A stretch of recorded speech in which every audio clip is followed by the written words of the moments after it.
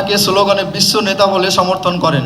আমি মোবাইলে দেখছি এখন পর্যন্ত রাষ্ট্র ক্ষমতায় আসেননি, তো আপনি কিভাবে বিশ্ব নেতা হলেন, অথবা বিশ্ব নেতা হবেন কিনা, আল্লাহর পক্ষ থেকে গুড মেসেজ পেয়েছেন কিনা? দেখেন, এটা আপনি বলতে পারেন যে কর্মীরা যখন স্লোগান দেয় তখন এটা তাদের স্বপ্ন, এটা তাদের কল্পনা, এটা তাদের ভাবনা, এটা তাদের আকাঙ্ক্ষা, চাওয়া যে আমাদের ইমাম তিনি এই যে কথাটা বলছেন, বিশ্বের মানব জাতির যে সংকট, মানুষ যে অশান্তির মধ্যে আছে, এই অশান্তি থেকে বাঁচার জন্য হিজবুত তাওহীদের ইমাম প্রস্তাব দিচ্ছেন, এটার বিকল্প কোনো পথ নাই।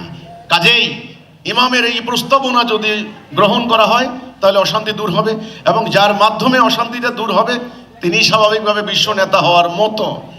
হচ্ছে আমাদের কর্মীদের একটা মনোভাব, একটা আকাঙ্ক্ষা, একটা চাওয়া। ওকে, এখন সেটা আল্লাহর হাতে, সেটা আমাদের কাছে কিছু বলার নাই। প্রত্যেক সংগঠনের লোকেরাই তাদেরকে অনেক বড় করে চিন্তা করে। আমি মনে করি আল্লাহর সাহায্য ছাড়া বিশ্ব নেতা তো দূরের কথা, 10 জন লোকের নেতা হওয়া সম্ভব না, ঠিক আছে?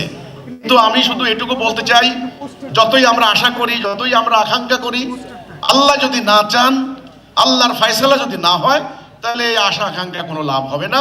আসলে বলতে পারেন মিছিলে, কিন্তু বাস্তবায়ন সেটা সম্ভব হবে না।